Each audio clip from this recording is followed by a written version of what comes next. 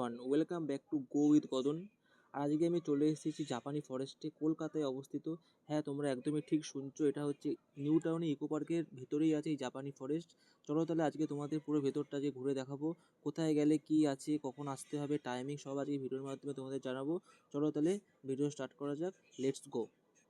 পার্কে ঢোকার সঙ্গে সঙ্গে মনটা তোমাদের শান্ত হয়ে যাবে। আর তোমরা দেখতেই পাচ্ছ, ঢোকার সঙ্গে সঙ্গে বৌদ্ধদেবের একটা মূর্তি করা আছে, সেটা শান্তির প্রতীক হিসেবে রাখা হয়েছে। এখানে ঢুকলে তোমাদের মন একদমই শান্ত হয়ে যাবে, শুধু মনে হবে হেঁটে হেঁটে যাবে, চারিদিকে পরিবেশ, সবুজ পরিবেশ দেখতে দেখতে যাবে। আমিও আজকে চলো তোমাদের পুরো পার্কটাকে ঘুরে দেখাবো। বেশি কথা বলবো না, চলো আস্তে আস্তে ভিতর দিকে ঢুকি। এখানে সুন্দর রাস্তা করা আছে, এই ভিতরে একটা ক্যান্টিনও আছে। তোমরা প্রথমে ঢুকতে ক্যান্টিন আছে, তোমরা চাইলে এখান থেকে খেতে পারো, নাও খেতে পারো, তোমাদের ব্যাপার। এবার এখানে নানা রকমের জাপানের যেই স্তম্ভগুলো আছে, যেমন বিয়ে, ঘন্টা, লাইট, গাছপালা কীভাবে থাকে, গাছপালা সব জায়গায় মোটামুটি একই রকম। এখানে যেই জাপানের সেই গেটগুলো থাকে সেগুলো এখানে বানিয়েছে। আর ওই দূর থেকে দেখতে পাচ্ছ মানে একটা মন্দির মতো করা আছে, মানে ওটা জাপানের ভাষায় কী বলে আমার ঠিক জানা নেই।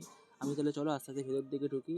আর এখানে যে স্তম্ভগুলো করা আছে এগুলো নানা রকম প্রতীক বোঝাচ্ছে, দুঃখ, কান্না, হাসি, যে যেমন মুহূর্তের সঙ্গে থাকে সেটাই এখানে বোঝানো হচ্ছে।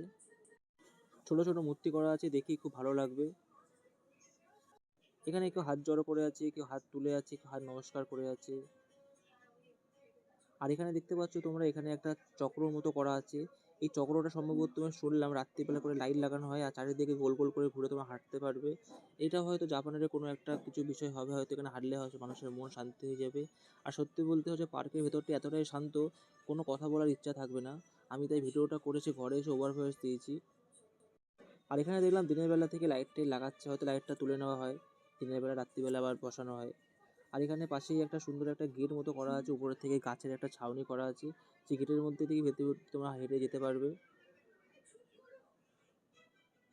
আর তোমরা দেখতেই পাচ্ছ চারিদিকে সবুজ আর ফুল। আর বলে রাখি, এই পার্কে কিন্তু ইকো পার্কে ঢোকার সময় তোমরা যে টিকিটটা কেটে ঢুকবে এটা তার সঙ্গে ইনক্লুডিং আছে, এর জন্য আলাদা করে তোমাদের কোনো টাকা পেমেন্ট করতে হবে না। আর এটা টাইমিংটা হচ্ছে ইকো পার্কের টাইমিং ওই সকাল 10টা থেকে বিকেল 6টা পর্যন্ত, কিন্তু এরা সিজন ওয়াইজ কিন্তু আবার টাইমিং চেঞ্জ হয়, কখনো রাতে 8টা পর্যন্ত থাকে খোলা। আস্তে আস্তে আমরা মন্দিরের দিকে যাচ্ছি, মন্দির দিকে। আর এখানে কিন্তু তোমরা যে কোনো ভিডিও শ্যুট ভালো হবে, ধরো তোমরা কেউ বিয়ে করবে, বিয়ের আগে সেই ফটোশ্যুট করে সেটা তোমরা এখানে করতে পারবে, ভালো সুন্দর লোকেশন আছে। আর বাইরে থেকে দেখতেই পাচ্ছি ইকো পার্কে এখানে টয় ট্রেন যাচ্ছে, এই টয় ট্রেন তো ইকো পার্কে সারা জায়গাটা ঘুরে বেড়ায়। এরা 150 টাকা আপনার টিকিট নেয়। আর এরা দেখেন, এবার এখানে একটা ব্রিজ আছে, ব্রিজটার নাম হচ্ছে জিগজ্যাগ ব্রিজ। এই ব্রিজটা পুরো জিগজ্যাগ টাইপের করে রেখেছে, মানে এখানে নানা রকম জাপানের যে ওদের চিন্তাভাবনা সেটাই এখানে তুলে ধরা হয়েছে। খুবই দেখতে ভালো লাগছে। মাঝখানে পুকুর আছে, পুকুর কিন্তু একটা না, এখানে 3-4টে পুকুর আছে। আস্তে আস্তে চলো ভেতর দিকে যাও, ভেতর ওদিকে আরও পুকুর আছে, এখানে আরেকটা গেট করা হয়েছে। ছোট একটা পাহাড় মতো করে রাখা আছে এখানে। এই পাহাড়ের উপরে গিয়ে তোমরা বসে ঘন্টা পর ঘন্টা বসতে থাকতে পারবে, কেউ কিছু বলবে না, মন একদম শান্ত হয়ে যাবে। আর এই বাসের উপরে দেখছি, বাসে কিন্তু ভেতরে লাইটগুলো রাত্রিবেলা করে জ্বলে।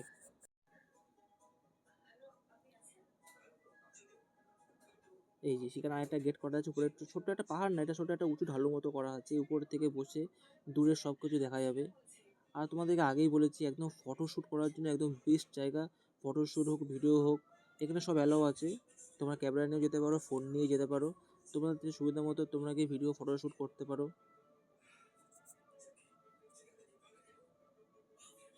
ভিডিওটা কেমন লাগছে বন্ধুরা একটুখানি কমেন্টে জানিয়ে দিও। এটা আমার প্রথমে একটা ব্লগ তোমাদের সঙ্গে শেয়ার করছি, এরপরে আর নতুন নতুন আরও ভিডিও তোমাদের জন্য আমি নিয়ে আসবো এই চ্যানেলে। আবার এখানে দেখতে পাচ্ছ এখানে নানা রকম মুখের অঙ্গভঙ্গি করে রাখা আছে। এই যে আগে যেমন ঢোকার সময় দেখলাম ছোটো ছোটো মূর্তি ছিল, এখানেও সেম কটা, যেখানে অল্প মূর্তি আছে, কেউ হাসছে, কোনো মূর্তি কাঁদছে, কেউ আবার মুখটা গম্ভীর করে আছে। এখানে নানাভাবে নানা রকম তারা নিজের অঙ্গভঙ্গি বুঝিয়েছে। এখানে হয়তো তারা অনেকে ঘুমিয়ে পড়েছে, ওরা হয়তো ভেতরে কাজ করে। আর এখানে হচ্ছে টাকা ফেলতে হবে, টাকা ফেলে এখানে হচ্ছে তোমাদের মনের ইচ্ছা পূরণ করার জন্য এখানে বললাম, এখানে যা লেখা ছিল এটা। এখানে অনেকে 1 টাকা 2 টাকা করে দেখলাম ফেলছে, নিজের মনের ইচ্ছাটা বলছে। আর মোটামুটি ভেতরে দেখলাম মোটামুটি অনেকই এরকম মূর্তি করা আছে।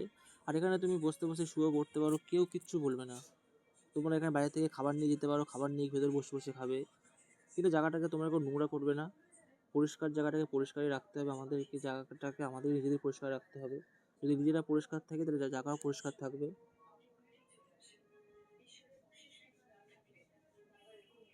আর পার্কটা কিন্তু অনেকটাই বড়।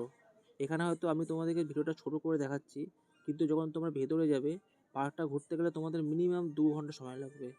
আমরা সেই মন্দিরটাতে এখনো পর্যন্ত আসতে পারিনি, মানে এখানে ঘুরে ঘুরে এখানে মন্দিরটায় যাব। আর এখানে বেল আছে, বেল ঘন্টা আছে আর কি, এই ঘন্টাটাকে বাজাতে পারবে। আর এখানে নানা রকম ছোটো ছোটো মার্বেলের উপর অনেক কিছু লেখা আছে। আর আমি কিন্তু ভিডিওটা গেছিলাম শীতকালে, তাই তোমরা দেখেই বুঝতে পারছো গাছের পাতাগুলো হালকা হালকা কিন্তু শুকিয়ে গেছিলো। ভিডিওটা আমি এখানে অনেকদিন পরেই দিচ্ছি। এখানে জাপানি ভাষায় অনেক কিছু লেখা আছে, এগুলো তোমরা হচ্ছে এখন নানা রকম ফোনে গুগল ক্যামেরা দিয়ে খুলে দেখতে পারো কী লেখা আছে। আমি আরও চেষ্টা করে দেখি, পরে আমার বাড়িতে এসে মাথায় আসলো। দেখো আবার ঘুরতে ঘুরতে আবার মন্দিরে চলে এসেছি। আর মন্দিরে ঢুকতেই দেখো এখানে বসার জায়গা আছে। আর একটা জিনিস দেখলাম, এখানে মনে হয় অনেক কিছু বুকিং করে অনুষ্ঠান করা হয়, তাই দেখলাম চেয়ার টেয়ার পাতা আছে, স্টেজ করা আছে। আর এখানে জাপানের কিছু একটা হবে হয়তো, গোল গোল করে হাত দিয়ে ঘোরানোর সেই জায়গাগুলো দেখতে পাচ্ছ তোমরা। এখানে সবাই ঘোরাচ্ছে, এটা ঘুরলে তোমার স্পিডে ঘোরাতে পারো, আস্তে ঘোরাতে পারো, হাত দিয়ে দিয়ে যেতে পারো। এখানেও অনেক কিছু লেখা আছে, এই যে হাত দিয়ে তোমরা ঘুরিয়ে করে যেতে পারো।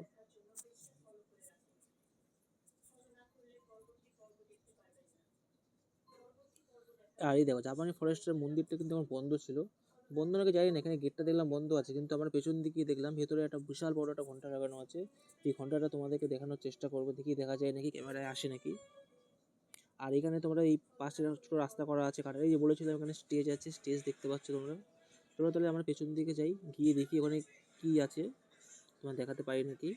এই হ্যাঁ জানলাটা খোলা রেখেছে, জানলা থেকেই দেখবো। হ্যাঁ এই যে এখানেও দেখেছি ছোটো ছোটো সেইগুলো ঘোরাচ্ছিলাম, ওইগুলো এখানে রাখা আছে। এগুলো সম্ভবত এগুলো মনে হয় ওরা হয়তো ওদের টাইম অনুযায়ী খোলে হয়তো। আমি তো সকালবেলায় গেছিলাম, তাই জন্য হয়তো বন্ধ ছিল। যাই হোক, ভিডিওটা কেমন লাগলো অবশ্যই তোমরা জানিও কমেন্টের মাধ্যমে। তোমাদের একটা কমেন্টই আমাকে আবার নতুন ভিডিও করার জন্য উৎসাহিত করবে। আরেকটা বাচ্চা ছেলেটাকে স্পিডে ঘুরিয়ে দিয়েছিলো, বেশ ভালোই মজা লাগছিলো। আজকে সারাদিনটা তো ভালোই লাগলো। এছাড়া পরে ইকো পার্কটা পুরো ঘুরেছিলাম, সেই ভিডিওটা আমি করা হয়নি ঠিকঠাক। আমি যদি আবার কখনো পরে আবার ইকো পার্কে যাই অবশ্যই সেই ভিডিওটা তোমাদের শেয়ার করব। আজকের মতো টাটা, বাই বাই, দেখা হচ্ছে পরবর্তী ভিডিওতে। ততক্ষণে তোমরা সুস্থ থাকবে, ভালো থাকবে, টাটা, গুড বাই।